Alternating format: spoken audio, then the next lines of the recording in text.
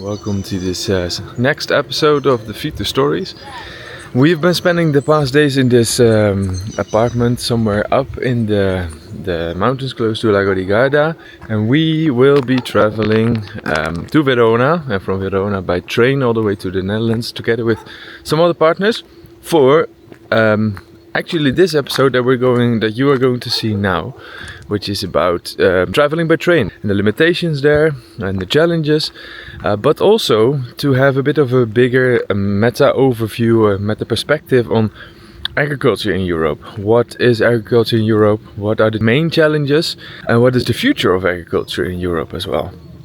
Those are some of the topics that we will be looking at. So now all the way to Verona and then on to the Netherlands. Across Europe, landscapes tell stories about rivers, soils and hands that have shaped our food for generations. We travel through these landscapes to meet the people behind our meals, the farmers, the makers, the dreamers and the new generation who reconnect us with the land we all depend on. Join us with our van, our kayak, feet, bike, train to meet the plains of the Po, Danube, Turia, Douro, from their sources via cascades to the delta. These are the Feet to Stories.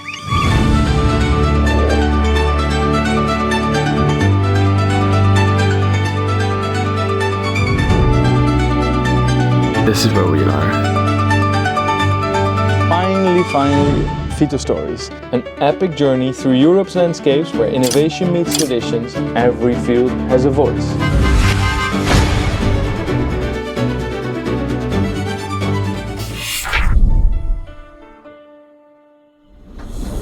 It is supposed to be the most romantic style of traveling.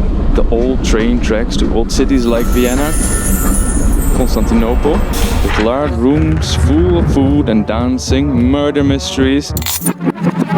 Embarking on a journey through both breathtaking landscapes and rich histories. Oh yes, it is romantic indeed. Boarding in the majestic Alps around Innsbruck.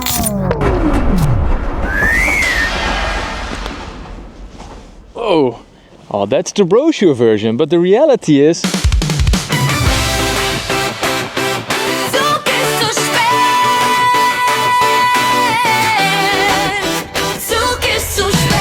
But the reality is, waiting at ice-cold train station, delays, expensive tickets, but we managed to get to Verona. Verona Porta Nuova. Yeah, so good day. We have just arrived on the train from Verona all the way to Innsbruck, which will be seating in the next hours.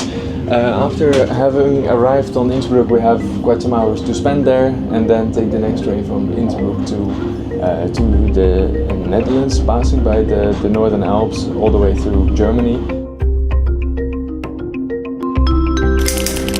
Prossima fermata, Innsbruck Hauptbahnhof. We just arrived in Innsbruck, staying here for the next 4 hours to prepare and have food.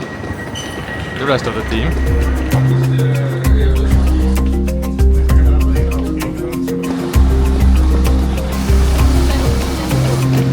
A whole city to get some food. And then? 12 minutes only. Guten Abend. Was wollen Sie? Sauerkraut, Schnitzel, Knödel. The idea is simple. Enter the train as quick as possible, prepare the show, prepare all basically the whole set, and start with the radio show.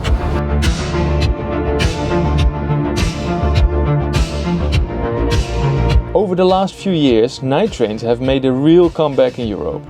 National operators have been modernizing their sleeper fleets like the ÖBB Nightjet, which has been rolling out the new generation night trains on long international routes, including Vienna and Innsbruck to Amsterdam, but also new destinations as Venice and Rome. At the same time, new open access players are rebuilding cross-border links. The European sleeper now runs overnight routes such as Brussels, Berlin, Prague, and has announced to Berlin, Paris and Amsterdam, Milano. France too is increasing its night train capacity in the domestic night network, showing that the sleeper train is no longer nostalgia, but a growing part of Europe's real and real future.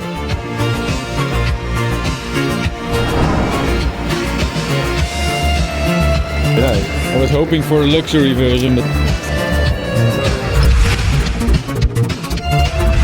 Thank you. Podcast here. Okay. About trains in Europe, so you're welcome to join.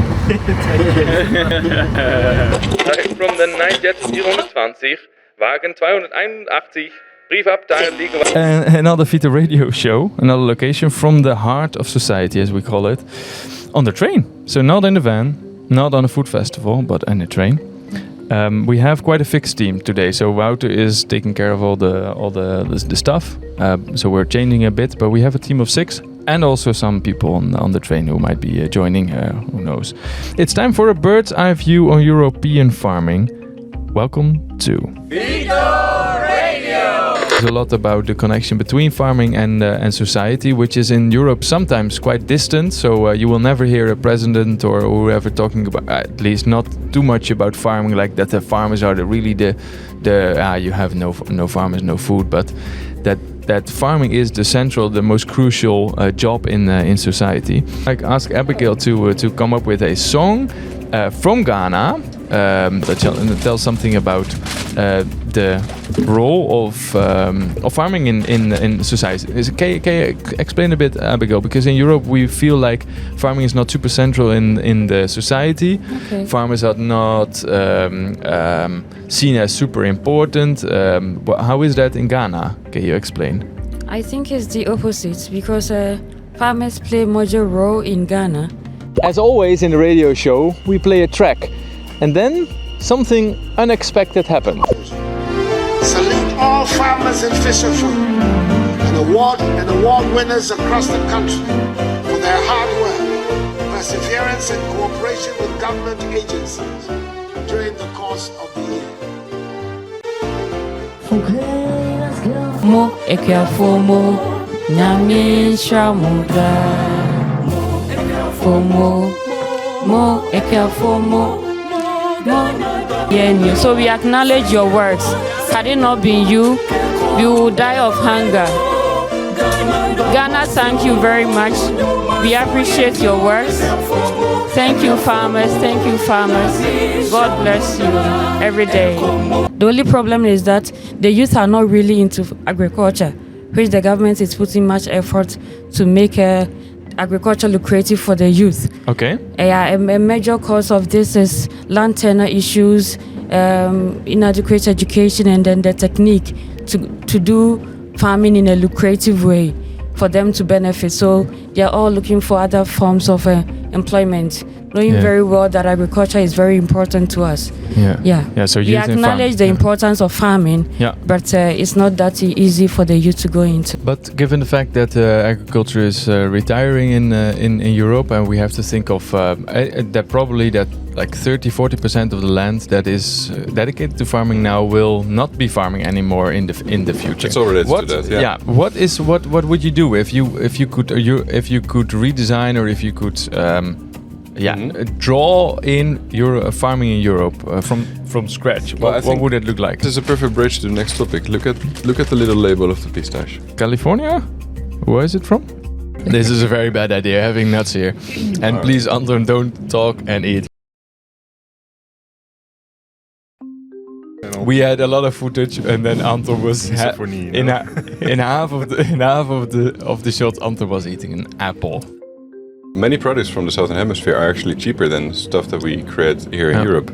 Well. So you don't really like have a reason to look into it. Like as a Dutch farmer, you would be competing with a Polish apple producer, and the Polish producer is competing with people from another continent even. So suddenly, for small farmers, they have basically different choices. Either they have to probably scale up a lot in order to remain competitive. Yeah. Or they will run out of business, and their kids might not take over. And that last thing is something we really see a lot, where small farms are disappearing. I think it's good to reflect on us as Dutch people. We have intensified agriculture a lot in the past century. I think we also, it's good to acknowledge that we also made a lot of in my opinion, we made mistakes by over-intensifying.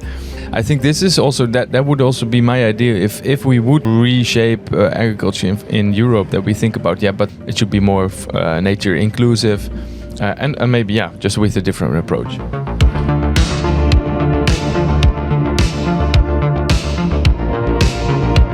the endless slow driving of the train across the trajectory, the international trains put lowest on the priority, resulting in many cargo trains taking over. If you wake up in the night, you will see them pass by, and it's usually a delay of 1, 2, 3, 4 hours or more. That is of course limiting. So that time that you spend in the train is of course very valuable in many ways. You can enjoy your environment, you can enjoy people in the train. Often you can use it as working hours as well.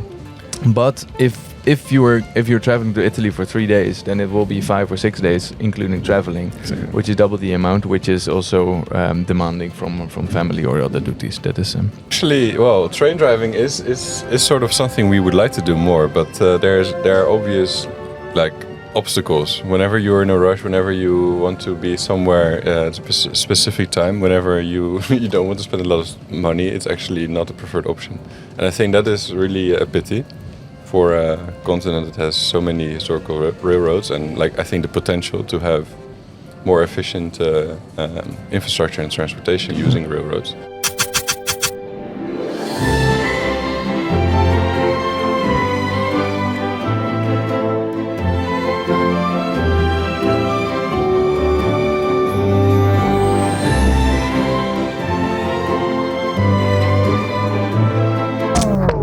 Let's ask our experts who joined us around the table for their insights in what is needed in farming in Europe. Through this user research that we've done, we've come to realize that a lot of farmers are part of cooperatives. It's not a big surprise. And cooperatives, therefore, are a really big part of, let's say, all the stakeholders around farmers. So we really want to make sure that cooperatives are involved in this process of the development of the Fito app, and we want them to use the Fito app to be able to communicate with other members. Right. To build a system where indeed we could add to that the kind of functionality where farmers, actually the technicians, can ask this question directly to the app, and in this way get an answer back, which is actionable, at the same time know the sources, so they can actually verify whether the answer is correct or no. In this way, actually, And we also see that in many of the projects that we work, or the sites of the countries that we work, that WhatsApp is usually the most common way of communication, which of course makes sense. But you can also wonder if that is the most efficient way, especially if it goes a bit deeper, or you want to create, or you want to reach larger groups. And there's a lot of noise there as well, so you actually need some kind of moderation and things like that to actually be able to filter the things that are just back and forth communication, or what's really actionable advice that you can act on. And so that's okay. Interesting. So that's about the stage that we're in now. So we have been brainstorming a lot, but there will be a lot of back and forth communication and testing and so on. You just said about the farmers being disadvantaged now with new kind of regulations and rules, and green creates a lot of conflict or a lot of tension in society, not just in the Netherlands, I think everywhere. And it's not only this, there's a lot of tension in society related to farming. There's farmer protests everywhere. You can be protesting for your farmers, but if you keep on eating and drinking food from the southern hemisphere, then you're not really doing what needs to be done. Or if we refuse to pay a little more for exactly. And the same for the people that are behind all these initiatives.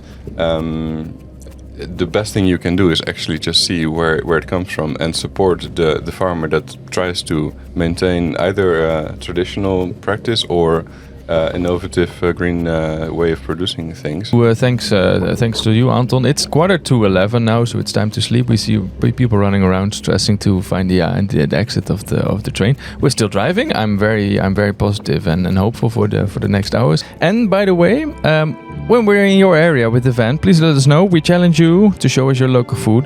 Okay, that's it for now. Oh, that's the wrong one. I mean this one.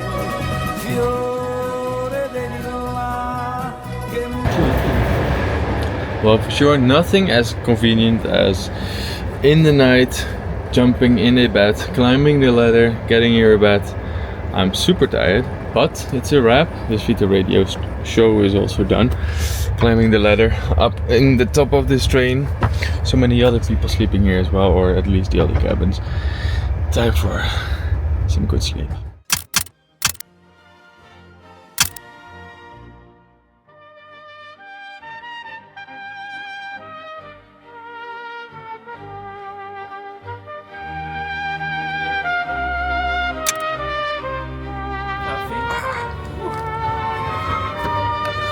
Der Zug nach Amsterdam hat 14 Minuten Verspätung.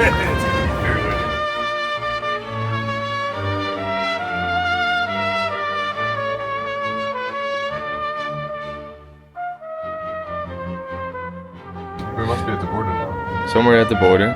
Are we like over Haufen?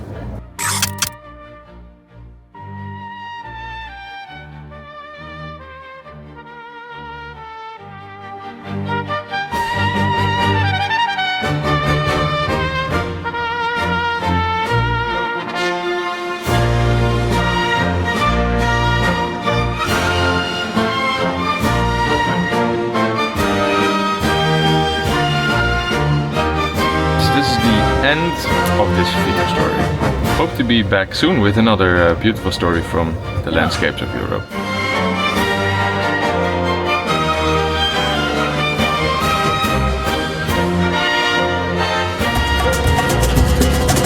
Good morning. Good morning.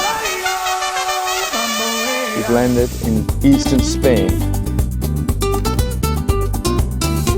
Who are living here? Who are owning the land here?